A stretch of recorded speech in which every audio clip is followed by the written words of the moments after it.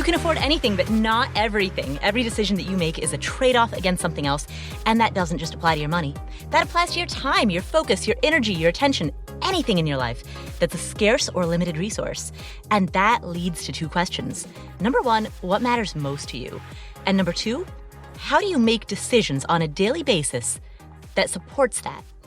Answering these two questions is a lifetime practice, and that is what this podcast is here to explore. My name is Paula Pant. I'm the host of the Afford Anything podcast, and today I'm answering questions that come from you, the community. Here's what we're going to tackle. Avie wants to know if she should fund a retirement account or pay off a rental property. Which should she choose? Sofia's parents have been living with her for the past few years, but Sofia's job is relocating her out of state. How can she transition her home into being a rental property for her parents? Meanwhile, Jim is a saver and his wife is a spender. How can he interest her in frugality? Kristen has two mortgages, one on her primary residence and one on a rental property. Which should she pay off first? Candice wants to know about online real estate investment crowdfunding platforms. What's the deal with those? And Lisa wants to know about the details of funding an HSA account, which is a health savings account, and what the process is for investing the money that's inside of it. We're going to tackle all of those questions right now, starting with Sofia. Hello, my name is Sofia. First and foremost, I want to thank you for everything that you do and all the knowledge that you share with us. It has been tremendously helpful to me, and I'm sure to all of your listeners.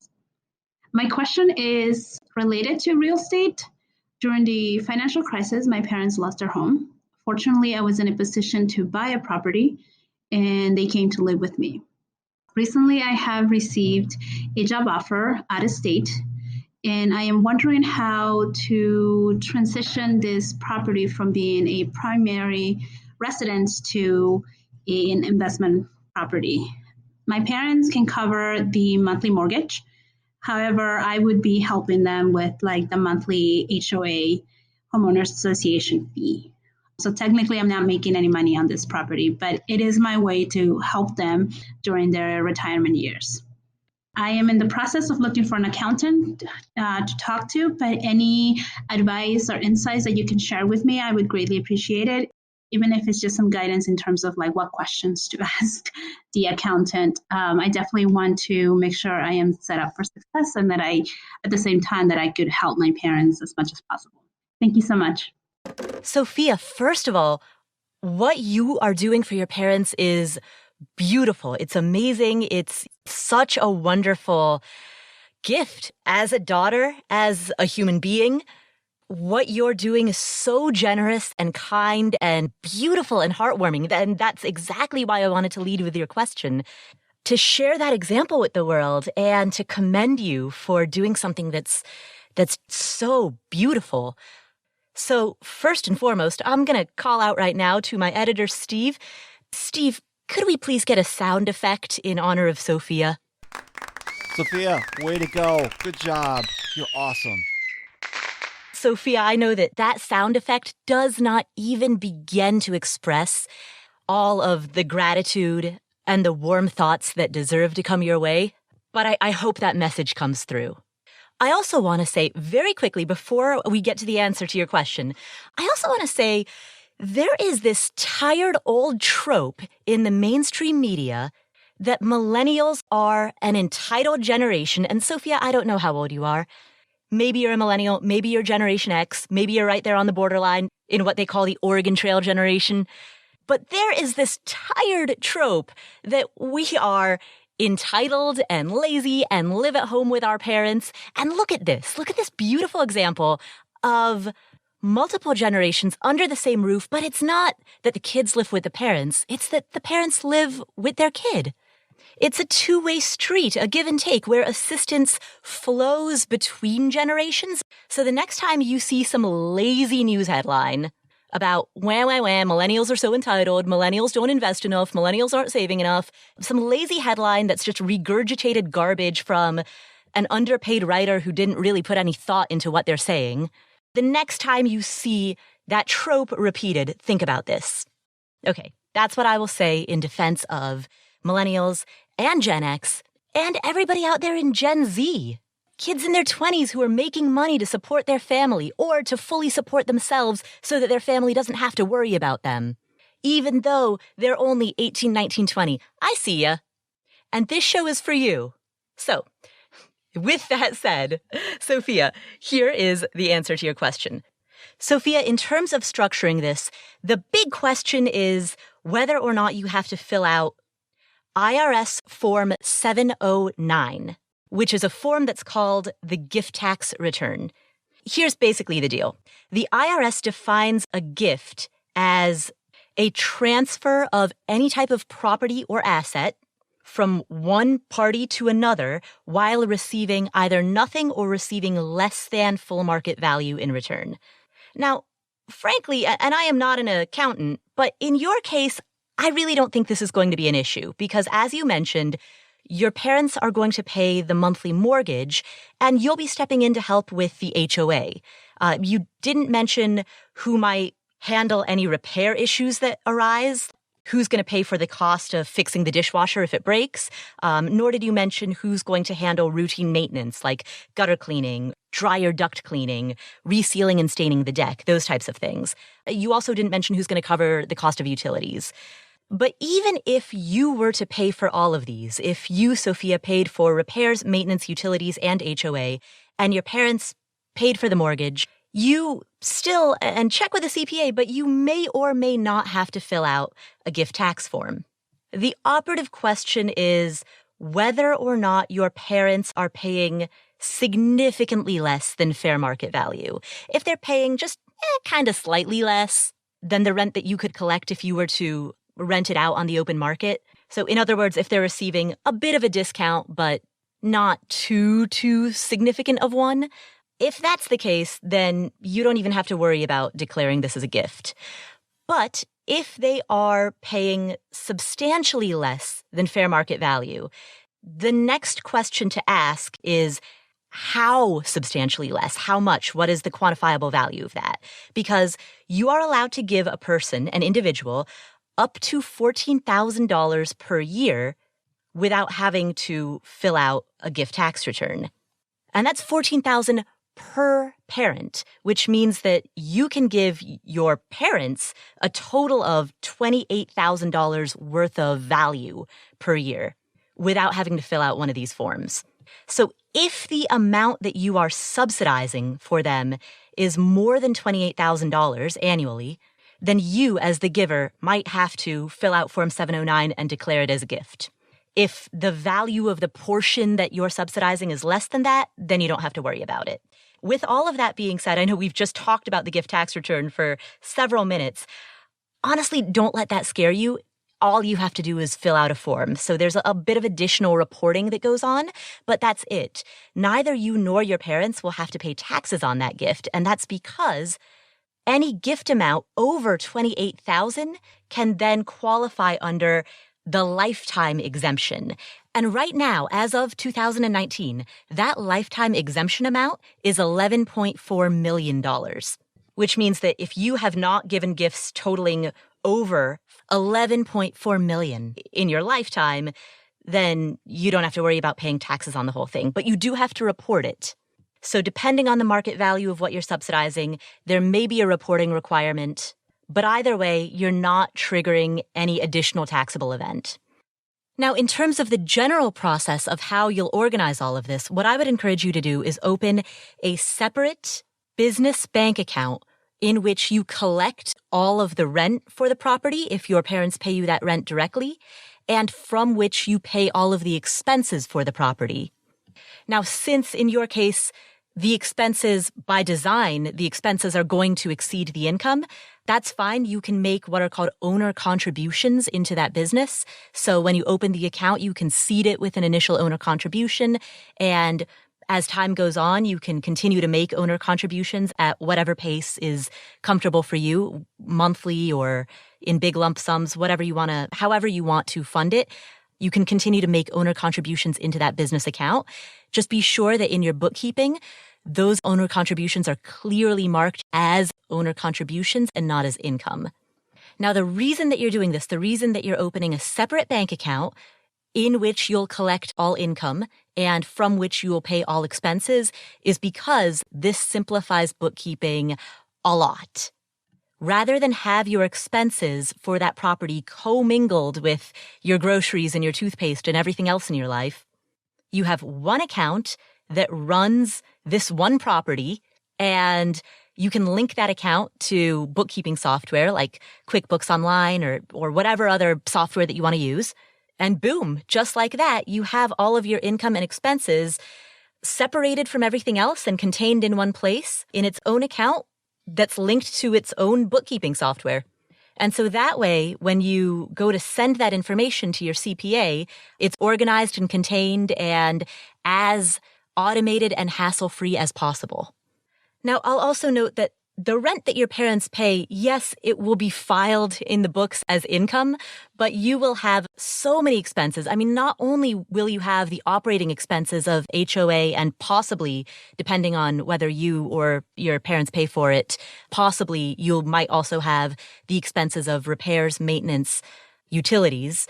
But in addition to that, your CPA is also going to be able to depreciate the property. And so between all of the expenses that you have plus the depreciation, I mean, disclaimer, I'm not a CPA. This is not official tax advice. Always consult with a professional. But based on all of that, the likelihood that this will create a additional tax burden for you is very, very low. And again, this is not tax advice. This is for entertainment purposes only.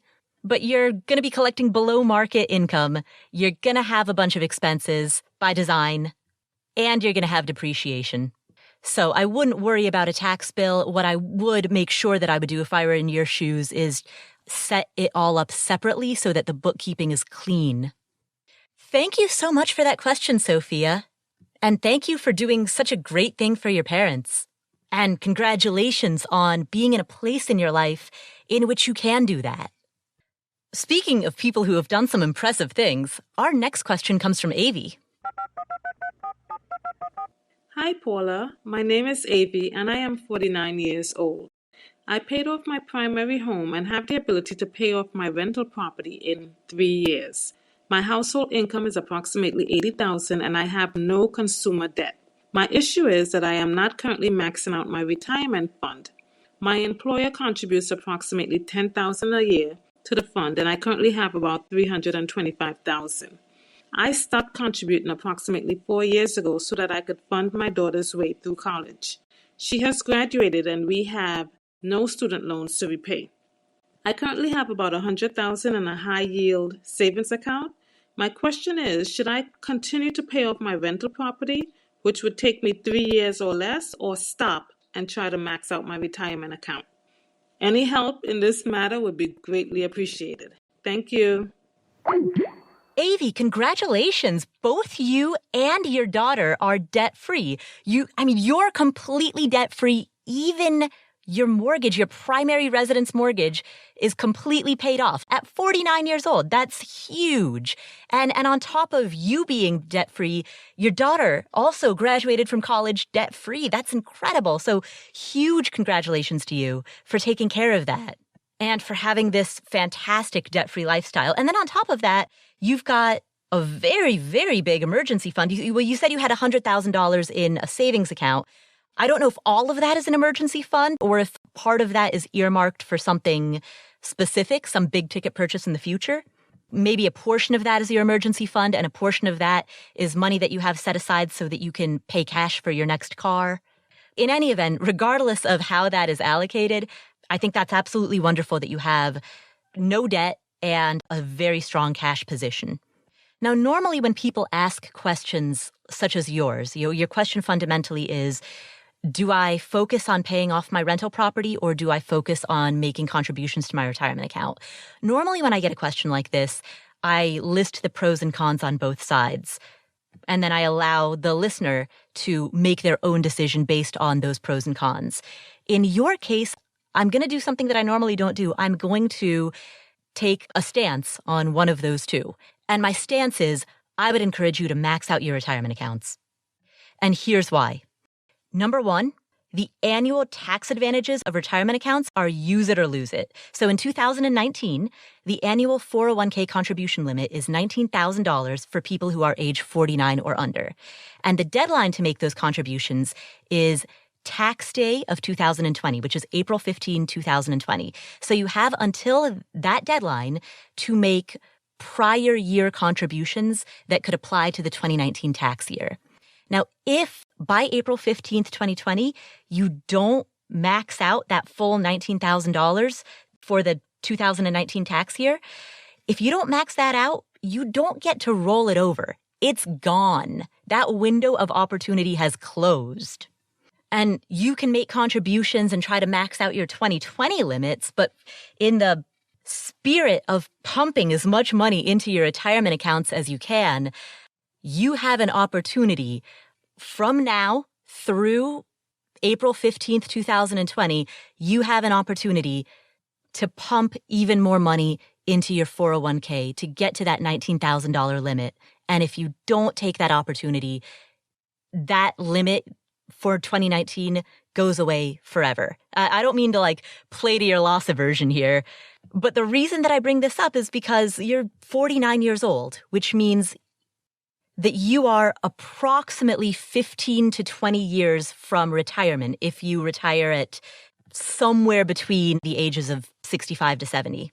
And remember, many people, even if they intend to work longer, end up retiring earlier than they wanted to, either because of a health-related reason or because they got laid off and had trouble finding another job. There are a lot of people who, due to circumstance, end up getting forced into an early retirement. So as you think about the age at which you'll retire, remember that external limitations, and most notably your health, is sometimes the decider. So given that you are quite possibly only about 15 years away from retirement, I want to see you give your investments as much time as possible to compound and grow. And here's why compounding interest is so important. So there's this notion that's called the Rule of 72. The Rule of 72 is easy, back-of-the-envelope mental math shorthand for estimating roughly how long it'll take an investment to double. And so the idea is that 72 divided by the rate of growth annually equals the number of years it'll take for an investment to double. So for example, if your investments grow 8% annually, they'll double in roughly 9 years. If your investments grow 10% annually, they'll double in roughly 7.2 years. Rate of growth multiplied by number of years equals 72. And for those of you who are listening to this who are math nerds, the actual number is 69.3, but we don't use that because that's a lot harder to crunch in your head. 72 is an easy number. 72 is evenly divisible by 3, 4, 6, 8, 9. It's a super easy number to divide in your head and a very, very easy number for mental math. While, using the number 69.3 requires actually taking out your phone and opening the calculator app. For that reason, we use 72. So fun trivia there. Anyway, the point is, Avie, let's say that your investments grow at an overall 5% rate. And when I say that overall 5% rate, I'm talking about your total portfolio because that growth rate is going to be reflective of your mix of stocks and bonds. And as you near retirement, you want to decrease risk and invest more conservatively and have a bigger percentage of your portfolio allocated towards bonds or other fixed income investments. So at a long-term annualized average of 5%, the money that you invest today will double in roughly 14.4 years, which is right around when you might be retiring. But if you delay maxing out your retirement accounts, if you wait for 3 years or 5 years, you're pushing back that clock. And you're giving the money inside of those accounts less time to accumulate compounding, tax-advantaged growth. I mean, that being said, of course, it isn't that you withdraw your entire portfolio on the day that you retire. Oftentimes in these conversations around retirement, people act as though on the day that they retire, they convert their whole portfolio into cash and all growth ends. Of course, that doesn't happen. So there's going to be a portion of your portfolio that stays invested until you're 80 or 90 years old, which means if you make a contribution at the age of 50, there's, a portion of that stays invested for 40 years until you're 90. The good news is you might have more time than you think, but the urgent news is you don't have time to waste. And given the fact that you are obviously very motivated to pay off debt, which I can tell based on the fact that you have a completely debt-free lifestyle, I have absolutely no doubt that this rental property that you're holding, which is so close to being paid off anyway, I have no doubt that you will figure out a way to pay it off sooner than later, even after you max out your retirement accounts. And you might not do it in 3 years. It might take a little longer, but you clearly have a strong debt payoff motivation. So at a behavioral level, I'd max out your retirement accounts so that then you are taking home and working with a much smaller pot of money. And then once you adjust to working with that smaller pot of money, I'm pretty sure that you're going to figure out a new schedule for paying off that rental property. Maybe not in 3 years, but soon enough. Also, final thing that I'll say in further support of prioritizing your retirement accounts is that as you get closer and closer to the end of a mortgage, the bulk of the payments that you're making towards that property get applied to principal. As I'm sure you know, Avie, mortgages are amortized, which means that you pay the majority of the interest up front. So as you get down to the final few years of a mortgage or the final few payments on a mortgage, you encounter less and less of an incentive to pay off that mortgage because those payments are predominantly principal. And in the case of a rental property, it's a little bit different because, of course, once you wipe out those payments, your cash flow increases and you can then use that cash flow for making more investments. But if the goal is to make more investments, let's start there and let's max out those retirement accounts. So thank you so much for calling in with that question and congratulations on being in such a great position. Our next question comes from Lisa. Hi, Paula. This is Lisa. I just wanted to say I love your podcast. I listen to it every morning. It's so inspiring. You've completely changed my life with your podcast and your ideas and how you roll your business. Anyways, I had recently listened to one of your episodes about your HSA account and how at the beginning of the year you put the total amount of contributions into that. And then what the contributions from your HSA you put into your TD Ameritrade account.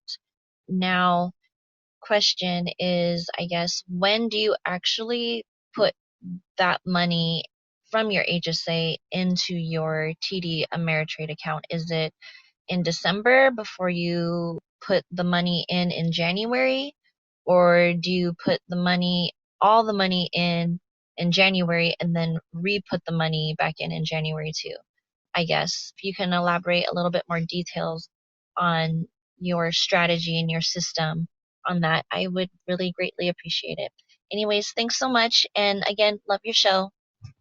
Lisa, you absolutely nailed it with that description. So yes, I put money into my HSA, my health savings account, for those of you who are listening who aren't familiar with it. Mine is held at a place called hsabank.com. And HSA Bank has a relationship with TD Ameritrade in which money that's put into an HSA at HSA Bank can then be transferred into a custodial account at TD Ameritrade and invested in the overall broad market. So instead of the HSA funds just sitting there in cash, that money through TD Ameritrade can be invested in a broad market index fund. Now, Lisa, to your question as to when that transfer takes place, my preference is to transfer it immediately. So when I initiate the contribution into HSA Bank, it takes a while for that transfer to post to the account. And when I'm organized and when I'm at my best, ideally what I would do is I set a Google Calendar reminder to check back in 3 days. And if the contribution's posted, I then just process the transfer into TD Ameritrade. Ideally, that's what I do. And some years I'm on my game and then some years I'm not. So I actually went back and I looked through my account records. And this year, in 2019, the transfer that I made between HSA Bank and TD Ameritrade, that TD Ameritrade transfer happened a month and a half after the deposit posted to HSA Bank. And that was not by design. I guarantee that was sheer laziness. That was me transferring the money into HSA Bank, then forgetting about it, and then a month and a half later being like, oh, man, I forgot, and then logging into the account and transferring it over. I looked back through my records. In 2016, I did the same thing. There's a 1-month gap between when the contribution posted to HSA Bank and when I transferred it into TD Ameritrade. But the year before that, 2015, I was on my game. I made a full contribution into HSA Bank on January 6th, and I transferred it to TD Ameritrade on January 9th. So that's how I roll when I'm at my best. And I'm guessing that the reason that you're asking this question is because you're wondering, what would that ideal time frame look like? That ideal time frame was exactly what I did in 2015. Transferred it in January 6th. I put in the full year's HSA contribution right up front. And 3 days later, on the 9th, I transferred it into TD Ameritrade. That is ideal because then the money has that entire year, that maximum amount of time to grow and to be in the market. So in the years when there is a delay, if there's like a 1-month delay in between the two, that's not by design at all. That's just sheer forgetfulness on my part. So thank you, Lisa, for asking that question, and enjoy making contributions to your own HSA. Oh, and by the way, before I end this answer, I just want to throw something out here for the sake of everybody who's wondering about how to manage the funds inside of their HSA. So the reason that I invest the funds in my HSA is because I do not spend that money. I let that money accumulate tax-deferred growth. Because when money is inside of an HSA, it grows tax-deferred. And so my thinking is, why would I take money out of a tax-advantaged account? Why would I take money out of an account that allows the investments, the underlying investments, to have tax-deferred growth, if instead I could just pay cash for my health-related expenses, take a photo of the receipt, and save that documentation so that if I ever were to need to take that money out of my HSA account, like if I ever got tight on cash and as a result of just sheer cash flow management, I needed to take a distribution from my HSA, I have a record of the receipt to back it up. So I pay cash for my medical expenses, take a photo of the receipt, save it in Dropbox, but I don't actually pay for it with the funds from my HSA. I don't actually take that distribution from my HSA. I let it compound with tax-deferred compounding growth. Now, in order to be able to carry out this strategy, for the sake of anyone who's thinking about doing the same thing, the way to carry out that strategy requires having enough money that you can pay cash for your medical expenses outside of the money that's in your HSA. So if you don't have enough cash for that, if there's not enough wiggle room in your budget, and you are actually planning on spending the money that you have inside of your HSA, then you'll want to keep that money in cash because you do plan on spending that money. So in that regard, your HSA is essentially an emergency fund. It's an emergency fund that's specifically for health-related expenses. My strategy of investing the money hinges upon having sufficient cash to be able to just use the HSA essentially as a de facto supplemental retirement account. And so for everyone listening, the strategy that you take, whether you're using your HSA as an emergency fund or whether you're using your HSA as a supplemental retirement account, depends entirely on your cash flow and your budget. But if you do have the cash to be able to pay for your own health expenses, then why not let the money inside of your HSA continue its tax-deferred growth? So thank you, Lisa, for asking that question. Our next question comes from Kristen. Good morning, Paula. I have a question that I was hoping you could help me with. I am currently trying to figure out where to put my extra funds. As of right now, I have a mortgage that is about $100,000 on my personal property at 3.875 interest rate. And I also recently purchased a rental home that I have a mortgage of about $61,000 at 4% interest. So that rents for about $850, and the mortgage payment is somewhere around 420. So cash flowing about 370 after my property management fees. So the cash flow obviously is paying for the mortgage, and then I have extra left over. So my question to you is, prior to buying the rental property, I had really been focusing in on paying down my primary mortgage. But now I'm wondering your opinion on focusing in on paying off the rental at the 61,000 or the 100,000 primary residence. Just as a little background information, I do max out my retirement vehicles, HSA, have a hefty emergency fund saved up, and have money that I also invest in taxable accounts. But it's just a question of priorities and what makes more sense to focus in on paying off first. So I'd love your opinion on that if you'd be willing to help me. Thank you. Kristen, that's a great question. And first of all, congratulations on being in such a great financial position. You've got an emergency fund, you've got retirement accounts, you've got great financial security, and you also have low outstanding mortgage balances on both your rental property and your primary residence, and a great interest rate, and fantastic cash flow on your rental property. So big congratulations. I would prioritize between your primary residence versus your rental property. Between those two loans, I would prioritize paying off the rental property. And I say that for 3 reasons. Number 1, your rental property has the smaller balance of the two. The rental property has $61,000 remaining on the mortgage. Your primary residence has $100,000. So you'll be able to wipe out the debt on your rental property first and fastest because of the fact that it has a smaller balance. And once you pay off the rental property, you'll be able to take that money that you were making as a mortgage payment on that rental property. You said the mortgage payment is $420 a month.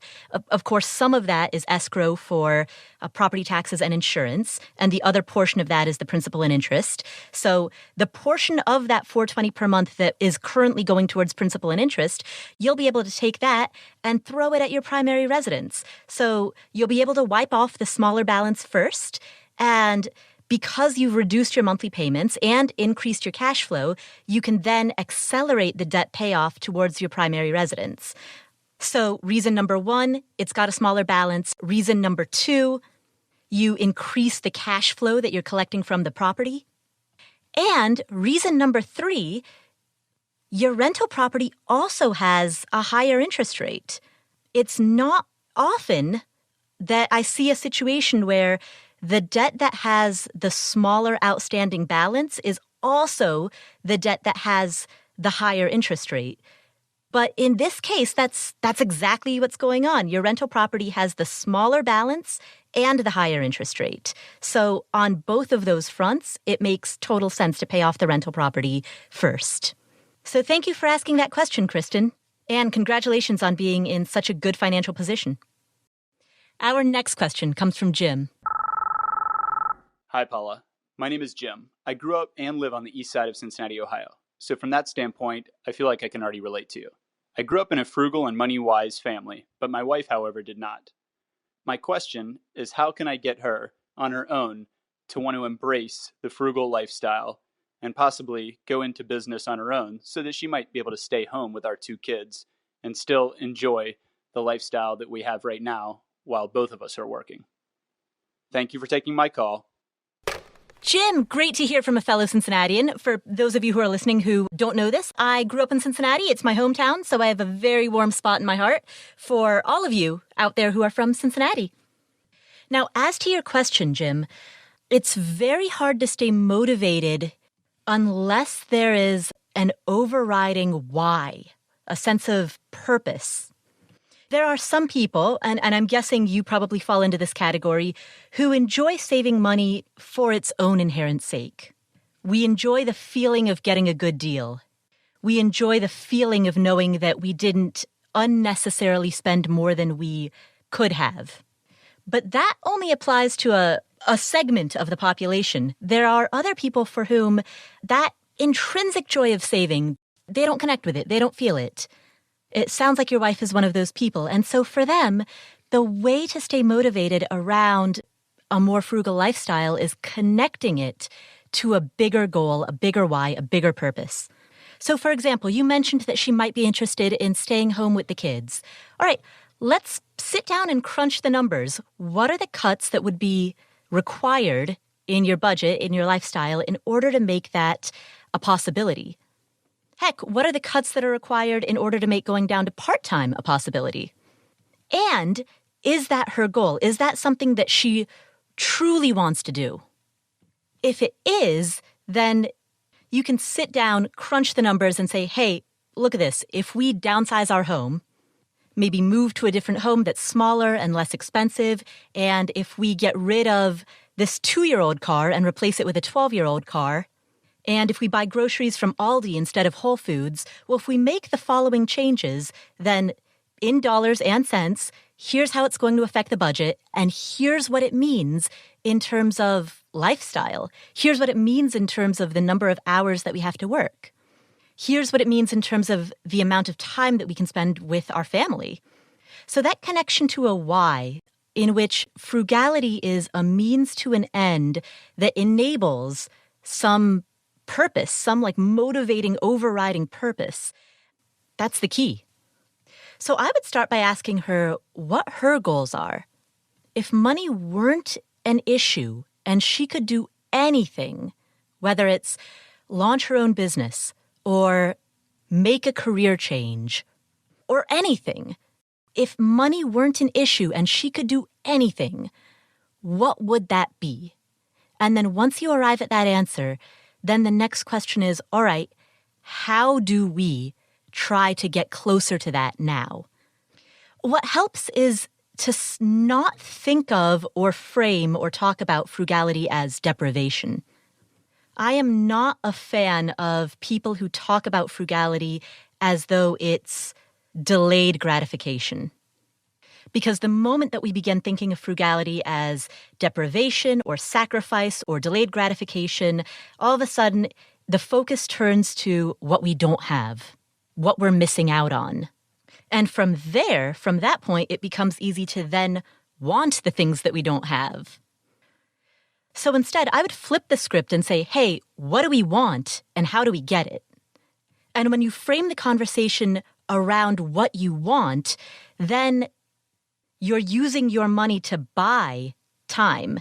You're using your money to buy opportunity. You're using your money to buy the things that matter most. So it isn't that you're deprived of a newer car or a bigger home or nicer clothes. It's rather you could have that, but instead you choose to buy this other thing. And maybe this other thing is more time. Or maybe this other thing is less stress. That's what you want to spend your money on. That's what you're buying. And in that regard, you're not cutting back on your spending. You're spending your money on different things. You're spending your money on purchasing time. You're spending your money on purchasing additional financial security. You're spending your money on index funds and on investments, like straight up shopping spree. And those index funds that you're spending your money on, that's a gift that you're giving to your 65-year-old self. So that's how I would frame it. Connect it with a why, connect it with what motivates you, and then frame it as, this is what we're going to choose to purchase. So thank you for asking that question, Jim. Our final question today comes from Candice. Hi, Paula. I'm currently doing a house hack which pays for half of my mortgage and property taxes, and now I'm interested in true real estate investing. Aside from the buying and renovating model, what are your thoughts on real estate investment platforms like Fundrise? Thanks so much. Candice, congratulations on doing your first house hack. That is a fantastic way to get started in the world of rental property investing. Now, to your question about real estate crowdfunding platforms. So the way that a platform such as Fundrise works is that you contribute money to a particular project in a particular location. So for example, you might contribute some money towards an apartment complex in Fort Myers, Florida, or a commercial property in Texas. I'm looking at their website right now. There's a commercial renovation in Brentwood, Maryland. There are stabilized apartments in Greenville, South Carolina. So my question to you is, how much do you know about Greenville, South Carolina, or Brentwood, Maryland, or Fort Myers, Florida? In your estimation, does it make sense to have a new apartment development in this particular neighborhood, on these particular streets, and at this particular time? Does it make sense to invest in this specific apartment complex at this specific location in Greenville, South Carolina? How much do you know about the area? How much do you know about the people who are putting the deal together? How good is the management? What type of performance have they had? What other projects have they done? What are their goals for the project? What kind of decision-making framework do they use? What is the risk-reward profile of this particular project? And how well do you trust the judgment of its management team? What do you think about the cost estimates that they have declared for this project? Does it sound too high? Does it sound too low?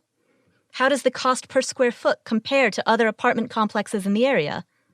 Is the management team pursuing a strategy that's based more around long-term capital appreciation, or are they pursuing more of an income strategy? In what ways are they demonstrating this with regard to some of the decisions that they've made about this project? If you can answer those questions, if you can answer all of those questions about this apartment complex in Fort Myers, Florida, in that case, I will be very impressed, and in that case, I will say, all right, you've done your due diligence.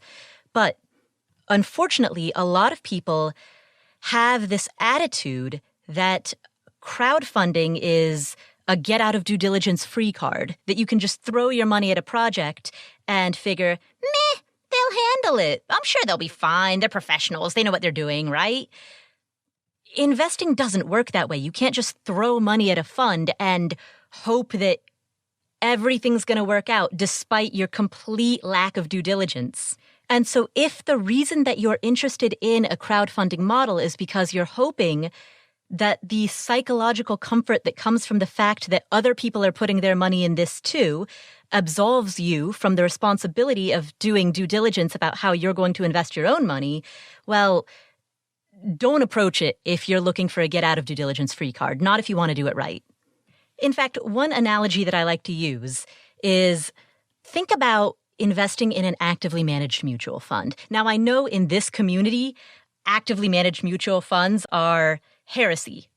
In the Afford Anything community, we don't like to talk about actively managed mutual funds. Those funds are not our friends. Those funds are not where we like to invest our money. But there are people, not me, definitely not me, but there are other people out there who decide that part of their strategy is that they want to invest in actively managed mutual funds.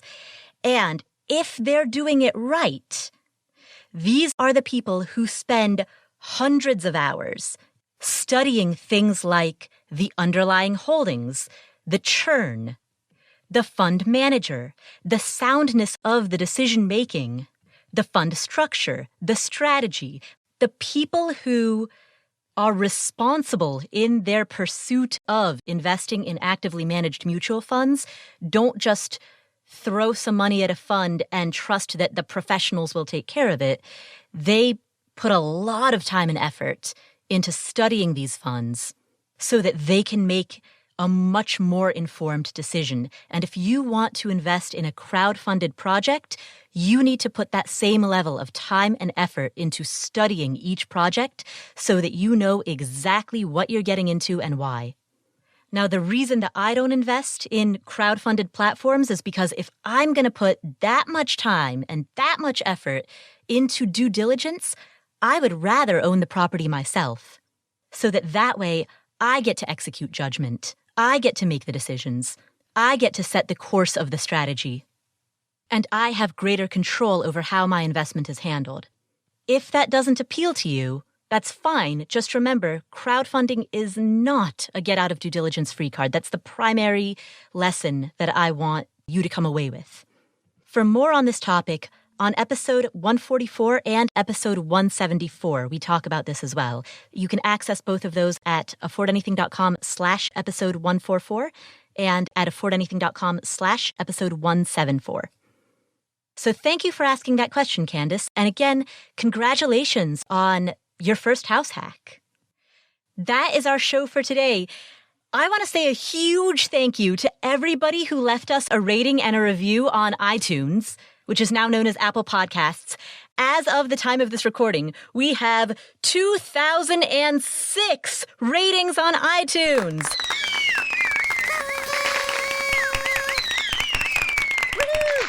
My goal was to get to 2,000 ratings by the end of the year, and we did it! We did it! So thank you so much. And if you have not yet left us a review or a rating, please open whatever app you're using to listen to this podcast and give us a review. You can also go to affordanything.com/iTunes. That will take you to the page on the Apple Podcast website where you can leave us a review. And I want to thank, specifically, I want to give a shout out to Happy N 2019 for their amazing review. They said, "This is one of the best podcasts I have ever listened to. Paula Pant knows how to break it down and explain investing, savings, and all things financial. If you want motivation to start the path, this is the podcast for you." Thank you so much. I'm super flattered. And if you want to discuss today's episode, or if you have any questions that you want the community, the other people who are listening to this podcast, to answer, head to affordanything.com/community. That's affordanything.com/community. That's where we have a community platform in which we discuss everything from real estate to the stock market to building better habits. We talk about side hustles. We talk about finding a CPA for the new year and tax planning. We talk about all kinds of questions and topics related to personal finance and self-improvement. And you can customize what topics you want to follow. For example, if you're really interested in learning about real estate, but you're not interested in side hustles, you can follow the topics that you're into and ignore the stuff that you're not. If you want to connect with other people who share your same profession or who live in your local area, you can do that on this platform. So all of this is available at affordanything.com/community. So come join the fun, join the conversations, ask questions. That's affordanything.com/community. I want to give a shout out to the sponsors for today's episode: Gusto, FreshBooks, Skillshare, and Bluehost, all of which are very relevant as we go into the new year in terms of setting up your business for the new year, setting up your website and your books and your invoicing and getting everything, all your ducks lined up in a row so that you can start the new year strong. If you would like to see a complete list of all of our sponsors, including all of the deals and the discounts that they offer, the coupon codes and the freebies that they offer, you can get a complete list of all of this at affordanything.com/sponsors. That's affordanything.com/sponsors for all of the discounts and deals and coupon codes and promo codes. Thank you so much for tuning in. My name is Paula Pant. You can follow me on Instagram at Paula Pant, PaulaPant. Make sure that you're subscribed to this podcast so that I can catch you next week. See you then.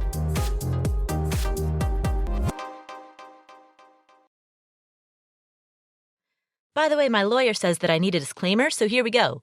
This is purely for entertainment purposes. Basically, imagine that this is the least funny comedy show that you've ever listened to. We are not professionals. We barely can brush our teeth in the morning. And so we don't hold ourselves out to be experts or really, for that matter, even adults. Give us the same amount of respect that you would give, say, a goldfish.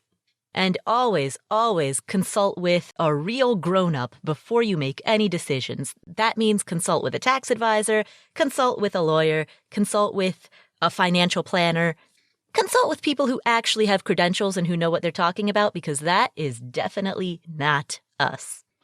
All right, you've been warned.